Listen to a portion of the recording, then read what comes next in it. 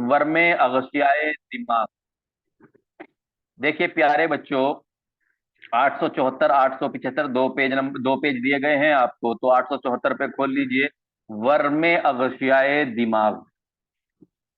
तो वर्म कहते हैं सूजन को, इन्फ्लामेशन को।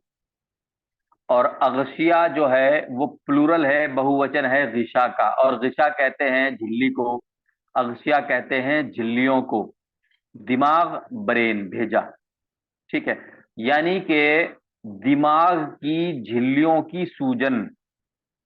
अगर हम मेनिंजाइटिस का शुद्ध जो आम भाषा है, आम बोलचाल है, अगर उसमें इसका शाब्दिक अर्थ निकालें, तो इसका जो शाब्दिक अर्थ होता है मेनिंजाइटिस का, वो होता है दिमाग की झिल्लियों की सूजन या वर्म।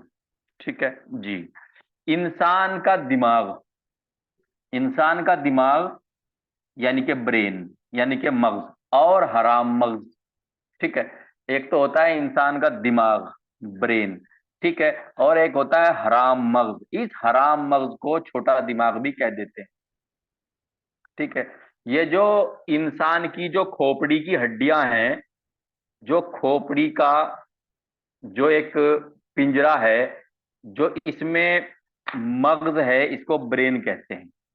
इसके पीछे गुद्दी पे जो होता है वो हराम मगज होता है, जिसको छोटा दिमाग भी कह देते हैं आम जबान।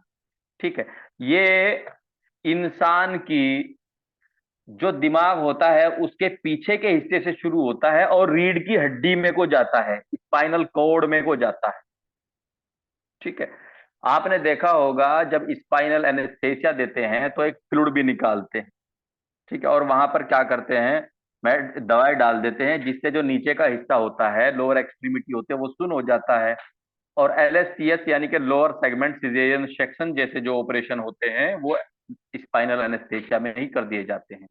तो जो स्पाइनल फ्लूइड है, ये भी वही फ्लूइड है जो कि छोटे दिमाग से निकलता है। छोटा दिमाग यानी कि हराम मगज, यानी कि रीढ़ की हड्डी के बीचम बीच, इंसान के दिमाग से पीछे से लेकर के रीढ़ की हड्डी के बीचम बीच होता है स्पाइनल कॉर्ड। ठीक है, अब स्पाइनल कॉर्ड और दिमाग के ऊपर जो है वो झिल्लियां होती। दिमाग के ऊपर जो होती है वो तीन झिल्लियों की तय होती है। ठीक है, जो इंसान का ब्रेन है, इंसान का मगज है, उसके ऊपर तीन झिल्ली, एक झिल्ली मान लीजिए, ये जो है, ये मेरी मुट्ठी जो है, इसको आप इंसान का दिमाग मान लीजिए समझने के लिए। इसके ऊपर जो है एक झिल्ली चढ़ी हुई है। ठीक है, फिर उस झिल्ली के ऊपर एक झिल्ली चढ़ी हुई है, फिर उस झिल्ली के ऊपर एक झिल्ली चढ़ी हुई है, तीन झिल्लियां हो गई दिमाग के ऊपर। ठीक है, उसके ऊपर इंसान की खोपड़ी की हड्डी, उसके ऊपर मांसपेशी, मसल्स, अजलात, और उसके ऊपर जो है स्किन की लेयर्स, और उस स्किन पे लगे हुए बाल। यानी कि अगर हम ऊपर की तरफ से चलें, सबसे पहले बाल, बाल के नीचे स्किन, चूंकि स्किन में बाल हैं लगे हुए। ठीक है, स्किन के नीचे क्या है, मसल्स यानी कि मांसपेशियां। ठीक है, मांसपेशियों के नीचे हड्डी। ठीक है, हड्डियां जो कि एक तरीके से क्रेनियम यानी कि खोपड़ी को बनाती है। उस खोपड़ी में हड्डियों के बिल्कुल नीचे क्या है, एक झिल्ली, उस झिल्ली के नीचे दूसरी झिल्ली, दूसरी झिल्ली के नीचे तीसरी झिल्ली, और तीसरी झिल्ली में लिपटा हुआ होता है दिमाग। ठीक है, अब ये जो झिल्लियां हैं, एक एक झिल्ली को गिशा कहते हैं, एक से ज्यादा झिल्लियों को अगशिया कहते हैं। अब ये जो झिल्लियां हैं, ये दिमाग, चाहे वो झिल्ली जो है वो दिमाग की हो, या वो झिल्ली जो है स्पाइनल कॉर्ड की हो, यानी कि छोटे दिमाग यानी कि हराम मगज के हो, अगर इन झिल्लियों में वर्म और सूजन आ जाता है, इन्फ्लामेशन हो जाता है, उसी को मेनिंजाइटिस बोलते हैं। ठीक है जी। अब प्यारे बच्चों, देखो, इसको समझने की कोशिश करो। जो सबसे अंदर जो दिमाग है, दिमाग के ऊपर जो झिल्ली चढ़ी हुई है, उसको पायामीटर बोलते हैं। ठीक है, ये जो दिमाग दिमाग के बिल्कुल ऊपर जो झिल्ली चढ़ी हुई है, उसको पायामीटर बोलते हैं। ठीक है, पायामीटर को यूनानी में उम्मे रकीक बोलते हैं, इसको याद रखना है, कंफ्यूज मत हो जाना। यूनानी का एक एक शब्द आपको कंठस्थ होना अनिवार्य है, जरूरी है। जो पायामीटर है यानी कि जो दिमाग जिसके जिसमें दिमाग लिपटा हुआ है, यानी कि जो दिमाग के ऊपर लिपटी हुई है, उसको पायामीटर बोलते हैं। और पायामीटर को यूनानी में उम्मे रकीक कहते हैं। ठीक है। अब पायामीटर के ऊपर जो है आर्कैनॉइड मीटर चढ़ी होती है। कौन सी? आर्कैनॉइड मीटर। इसका नाम थोड़ा सा, स्पेलिंग जो है इसकी थोड़ा सा याद रखने लायक है, थोड़ी सी टफ है। आर्कैनॉइड मीटर, ठीक है। इसको अनकबूती कहते हैं, रिशाए अनकबूती इसका यूनानी नाम है। आर्कैनॉइड मीटर को मैंने आर्कैनॉइड मैलर लिख दिया है। ये जो डबल एल है, एक्चुअली ये डबल एल नहीं डबल टी है। ठीक है, आप लोग देख लीजिए। आर्कैनॉइड मैटर को मैंने मैलर लिख दिया, एक्चुअली ये डबल एल नहीं डबल टी। तो आर्कैनॉइड मैटर को रिशाए अनकबूती कहते हैं यूनानी में। अब ये कौन सी झिल्ली हो गई? ये दूसरी झिल्ली हो गई। इसके ऊपर जो तीसरी झिल्ली होती है वो होती है ड्यूरामेटर। और ड्यूरामेटर को यूनानी में उम्मे गलीज कहते हैं। ड्यूरामीटर को उम्मे गलीज कहते हैं। ठीक है। आर्कैनॉइड मीटर को गिशाए अनकबूती कहते हैं। और पायामीटर के गिशाए रकीक कहते हैं। ठीक है। उम्मे रकीक कहते हैं। उम्मे रकीक सबसे अंदर की तरफ हो गई, उसके बाद अनकबूती, और सबसे ऊपर क्या हो गई? उम्मे गलीज। ड्यूरामेटर, आर्कैनॉइड मैटर, पायामेटर, फिर ब्रेन। ठीक है। और ड्यूरामेटर के ऊपर क्या होता है? हड्डी, यानी कि खोपड़ी की हड्डी। और खोपड़ी की हड्डी के ऊपर क्या चिपकी होती है? मांसपेशियां। और मांसपेशियों के किस चीज से ढकी होती है? स्किन से, खाल से। और खाल में क्या लगे होते हैं? बाल। ये है इंसान का दिमाग। ठीक है। ये पूरी एनाटॉमी एक्चुअली हम समझ के आ चुके हैं, लेकिन इसको मैं बार बार डिस्कशन क्यों करता हूं? क्योंकि ये इसका जो डिस्कशन होता है ज्यादातर मेनिंजाइटिस को जब पढ़ते हैं वहां पे बहुत अच्छा होता है। ठीक है। इसको जब हम मुआलिजात पढ़ रहे थे वहां भी हमने इसको ऐसे ही पढ़ा था। अब हम जो है पीडियाट्रिक्स पढ़ रहे हैं, यानी कि अमराज अतफाल पढ़ रहे हैं, तो यहाँ भी इस पर ध्यान देना जरूरी है जी। अब ये जो तीन झिल्लियां हैं इनके बारे में थोड़ा सा और बता दूं। मैं मेनिंजाइटिस के बारे में तो बता ही रहा हूं। जो उम्मे गलीज है, ये सबसे सख्त झिल्ली होती है।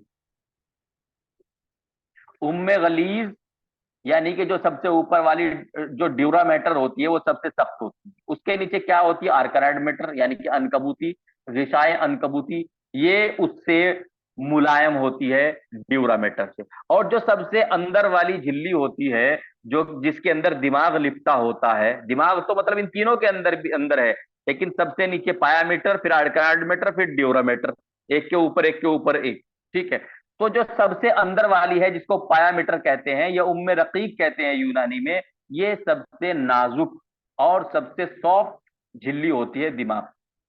ठीक है जी। इनके नाम आपको याद रखने हैं। अगर इससे संबंधित एग्जामिनर ने किसी भी तरह का सवाल बना दिया तो आपको कंफ्यूज नहीं होना। अगर ये पूछ लिया कि कौन सी झिल्ली किस झिल्ली के ऊपर होती है, आपको ये भी याद होना चाहिए। अगर ये पूछ लिया कि हड्डी के नीचे कौन सी झिल्ली होती है, ड्यूरामेटर, आपको ये भी याद रखना चाहिए। अगर ये पूछ लिया ब्रेन के जस्ट ऊपर, यानी कि बिल्कुल ब्रेन को जो बिल्कुल एकदम ढक के रख रही है, वो कौन सी है? पायामीटर। ठीक है। आपको ये सब चीजें याद रखनी है। इनकी यूनानी याद रखनी है। उम्मे रकीक ब्रेन को ढककर रखती है। इन तीनों मेनिंजिस यानी कि झिल्लियों को मेनिंजिस कहते हैं, और इन मेनिंजिस के इन्फेक्शन को मेनिंजाइटिस कहते हैं। ठीक है। झिल्ली जो दिमाग को कवर करती है और स्पाइनल कोड को कवर करती है, अगर उसके अंदर इंफेक्शन होता है उसको मेनिंजाइटिस बोलते हैं। इसका कारण क्या होता है? वजह क्या होती है? क्यों हो जाता है मेनिंजाइटिस? जी। अब देखिए, मेनिंजाइटिस यानी कि दिमाग की झिल्लियों का वरम, दिमाग का वरम एक तरीके से। ठीक है। ये तीन प्रकार का होता है। जो मेनिंजाइटिस होता है वो मेन मेन अगर बात करें तो तीन प्रकार का होता है। वैसे तो पांच प्रकार का होता है। ठीक है। लेकिन मेनिंजाइटिस जब वैसे पांच प्रकार का होता है, लेकिन जो लिखा पढ़ा जाता है वो ज्यादातर तीन प्रकार का पढ़ा जाता है। सबसे पहली जो मेनिंजाइटिस होती है वो होती है बैक्टीरियल मेनिंजाइटिस, यानी कि ऐसा इन्फेक्शन जिसकी वजह कोई बैक्टीरिया हो। मेनिंजीज में कोई ऐसा इन्फेक्शन जिसकी वजह कोई बैक्टीरिया हो, यानी कि ऐसा मेनिंजाइटिस जिसकी वजह कोई बैक्टीरिया हो। वो बैक्टीरिया जो है ई कोलाई भी हो सकता है, स्ट्रेप्टोकोकस हो सकता है, क्लेबसेल्ला हो सकता है, ठीक है, एंटेरोबैक्टर हो सकता है, नाइसेरिया मेनिंजाइटिस हो सकता है। ठीक है जी। इसके बाद एक होता है वायरल मेनिंजाइटिस। वायरल मेनिंजाइटिस यानी कि ऐसा मेनिंजाइटिस, यानी कि दिमाग की झिल्लियों की ऐसी सूजन जिसकी वजह कोई बैक्टीरिया नहीं बल्कि कोई वायरस होता है। और ये जो वायरल मेनिंजाइटिस होता है इसको एसिप्टिक मेनिंजाइटिस भी कहते हैं, क्योंकि ये किसी बैक्टीरिया की वजह से नहीं होता। हालांकि जो वायरल मेनिंजाइटिस है इसके बाद भी सारे कॉम्प्लिकेशन आ सकते हैं, लेकिन जो बैक्टीरियल मेनिंजाइटिस है उसमें पस फॉर्मेशन और बड़े कॉम्प्लिकेशन आने के जो है वो ज्यादा एक तरीके से केसेस देखने में आते हैं। और जो वायरल मेनिंजाइटिस है, वायरल मेनिंजाइटिस एक तरीके से एसेप्टिक मेनिंजाइटिस, इसको वो जो वायरल मेनिंजाइटिस है इसको एक तरीके से एसेप्टिक मेनिंजाइटिस भी कहते हैं। ठीक है जी। जिसका कारण कोई वायरस होता है, बैक्टीरिया नहीं कोई वायरस होता है। कौन सा हो सकता है? एंटेरो वायरस हो सकता है, इको वायरस हो सकता है, पोलियो वायरस हो सकता है। पोलियो वायरस क्या काम करता है? पोलियो वायरस पोलियो पैदा करता है, उसकी वजह से मेनिंजाइटिस भी हो सकता है। ठीक है जी। अरबो वायरस हो सकता है। मम्प्स, मम्प्स जो वायरस है जिससे मम्प्स नाम की जो बीमारी होती है वो भी हो सकता है। ठीक है जी। अब तीसरा जो टाइप्स है मेनिंजाइटिस का वो कौन सा है? Tubercular meningitis. ट्यूबरकुलर मेनिंजाइटिस यानी कि अगर दिमाग की झिल्लियों का जो इन्फेक्शन है वो माइकोबैक्टीरियम ट्यूबरकुलोसिस की वजह से। देखिए माइकोबैक्टीरियम ट्यूबरकुलोसिस भी एक बैक्टीरिया है, ठीक है, लेकिन ये बैक्टीरिया बाकी बैक्टीरियो से थोड़ा सा डिफरेंट है, थोड़ा सा अलग है। ठीक है। जो बाकी बैक्टीरिया हैं जिनके बारे में हमने पढ़ा है उनका सीन ये है कि कोई भी अच्छा सा एंटीबायोटिक जो कि उस टाइम सूट कर जाए, जो कि मेनिंजाइटिस में दे सकते हैं, दे दीजिए, आराम हो जाएगा। हफ्ता 10 दिन 15 दिन में मरीज कंट्रोल आ जाएगा। ठीक है। उसके बाद मेडिसिन महीना 2 महीना चलती है क्योंकि कॉम्प्लिकेशन ताकि अगर आ गए हैं उनको रिकवर किया जा सके। लेकिन 15 दिन में जो है 20 दिन में मरीज जो है वो रिकवर हो जाता है तकरीबन। ठीक है। लेकिन ये जो ट्यूबरकुलर मेनिंजाइटिस होता है, चूंकि इसके अंदर माइकोबैक्टीरियम ट्यूबरकुलोसिस जो बैक्टीरिया है जो कि टीबी का बैक्टीरिया है, और इसका इलाज कितना होता है? 9 महीने का। ठीक। और क्या चलता है इसमें? एटीटी, एंटी ट्यूबरकुलर ट्रीटमेंट, यानी कि टीबी की दवाई चलती है। इसीलिए ट्यूबरकुलर मेनिंजाइटिस को बैक्टीरियल मेनिंजाइटिस से एक अलग क्लासिफिकेशन दे दिया गया है।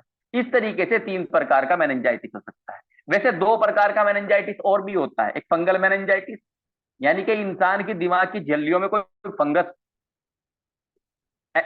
कोई फंगस जो है वो एक्शन कर दे, नुकसान पहुंचा दे, या कोई प्रोटोजोआ फंगस इन्फेक्शन कर दे, या कोई प्रोटोजोआ इन्फेक्शन कर दे। तो वैसे तो 5 होते हैं लेकिन ज्यादातर 3 पढ़े जाते हैं: बैक्टीरियल, वायरल, ट्यूबरकुलर।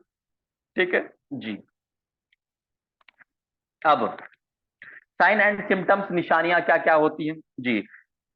जिस बच्चे को मेनिंजाइटिस होगा वो दूध पीने में समर्थ नहीं रहेगा, यानी कि वो निप्पल को नहीं पकड़ पाएगा, निप्पल उससे दबेगा नहीं, यानी कि वो दूध को सक नहीं कर पाएगा, खींच नहीं पाएगा। दूसरा क्या है? दस्त लग जाते हैं। मेनिंजाइटिस में क्या होता है? दस्त लग जाते हैं जी। कन्वल्जन्स, किसको बोलते हैं कन्वल्जन्स? दौरों को बोलते हैं कन्वल्जन्स। बच्चे को दौरे आने लग जाते हैं जी। फीवर, बुखार, हाई ग्रेड फीवर, यानी कि ज्यादा मात्रा में हाइपर पायरेक्सिया। फीवर को क्या बोलते हैं? हाइपर पायरेक्सिया भी बोलते हैं। ठीक है। यानी कि हाइपर पायरेक्सिया आता है। वॉमिटिंग, उल्टी आती है जी। मैनेजमेंट ट्रीटमेंट क्या है? अब आप इसका इलाज देख लीजिए। इलाज क्या है? अगर बच्चे को दौरे आ रहे हैं तो anti convulsant medicine चलवाएंगे। Anti convulsant वो दवाई है जो कि दौरों में रिलैक्स कर दें, दौरों को डिले कर दें, दौरों को सबसाइड कर दें। ऐसी दवाइयों को एंटी कन्वल्जेंट मेडिसिन बोलते हैं। दौरों को कंट्रोल करने के लिए जो दवाइयाँ इस्तेमाल की जाती है, दौरों को खत्म करने के लिए जो दवाइयाँ इस्तेमाल की जाती है, उनको एंटी कन्वल्जेंट मेडिसिन बोलते हैं।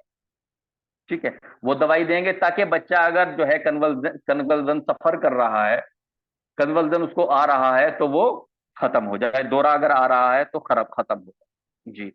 अगर बच्चे को, पेशेंट को, जो वायरल है, जो मेनिंजाइटिस है वो वायरल मेनिंजाइटिस, अगर मेनिंजाइटिस जो है वो वायरल मेनिंजाइटिस है तो एंटीवायरल मेडिसिन चलाएंगे।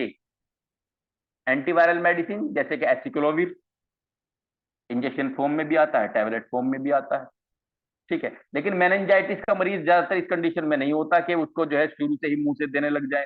ज्यादातर निलोरली कर देते हैं, मुंह से खाना पीना एक बार को बंद कर देते हैं मेनिंजाइटिस का, जिस टाइम दौरे वोरे पड़ने शुरू होते हैं। ठीक है, तो उस टाइम में क्या चलेंगे, इसके इंजेक्शन चलेंगे। तो एंटीवायरल मेडिसिन यानी कि वायरस को खत्म करने वाली दवाई चालू करेंगे अगर वायरल मेनिंजाइटिस है तो। और अगर बैक्टीरियल है फिर एंटीवायरल नहीं चलाएंगे। ठीक, फिर क्या चलेगा, एंटीबायोटिक चलेगा। जी। अगर बैक्टीरियल है फिर एंटीबायोटिक्स चलेंगे, एंटीवायरल यानी कि एंटीवायरल मेडिसिन नहीं चलेगा। इसके अलावा अगर ट्यूबरकुलर मेनिंजाइटिस है तो एटीटी, याद रखना, एग्जाम में पूछा जा सकता है, very very very very important. ATT क्या होता है, अगर यही पूछ लिया, कुछ भी पूछ सकता है एग्जामिनर, एग्जामिनर कुछ भी पूछ सकता है। अगर ये पूछ लिया एटीटी क्या है, एंटी ट्यूबरकुलर ट्रीटमेंट, यानी कि टीबी की दवाई, यानी कि टीबी का इलाज जो माइकोबैक्टीरियम ट्यूबरकुलोसिस को किल कर दे, बैक्टीरिया को किल करे।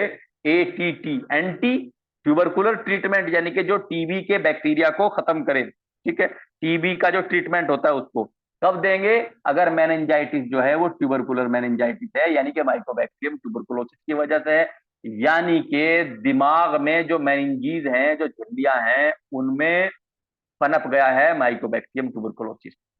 जी। एंटी इमेटिक यानी कि उल्टी रोकने वाली दवाएं, क्योंकि अगर मरीज को उल्टियां आ रही हैं तो मरीज जो है, चूंकि वो पूर्ण रूप से ज्यादातर होश में नहीं होता जब इसका अटैक, एक्यूट अटैक होता है। ठीक है, जब बाद बाद में जो कंडीशन कंट्रोल में आनी शुरू हो जाती है फिर तो तकरीबन तकरीबन काफी चीजें कंट्रोल में आ जाती हैं। ठीक है, लेकिन शुरू में जो है, शुरू में उल्टियां उल्टियां जो है वो बेतहाशा होती हैं, बहुत ज्यादा होती हैं, तो उसमें क्या चलाएंगे, एंटी इमेटिक मेडिसिन। ठीक है, इंजेक्शन फॉर्म में एंटी इमेटिक मेडिसिन, यानी कि उल्टी रोकने वाली दवाइयां चलाएंगे। जी। और अगर बुखार आ रहा है तो एंटीपायरेटिक, यानी कि बुखार बुखार बुखार रोकने वाली दवाई, यानी कि सिस्टेमिक मेडिसिन। इसके अलावा जो जो जिन जिन चीजों की जरूरत है, जैसे कि अगर ऑक्सीजन लेने में मरीज जो है, मरीज की एसपीओ2, यानी कि ऑक्सीजन सेचुरेशन अगर लो जा रही है तो ऑक्सीजन लगाया जाए, यानी कि सपोर्टिव ट्रीटमेंट जिसकी भी जरूरत हो वो उस टाइम पे किया जाएगा। बच्चों आज इतना ही, बाकी कल।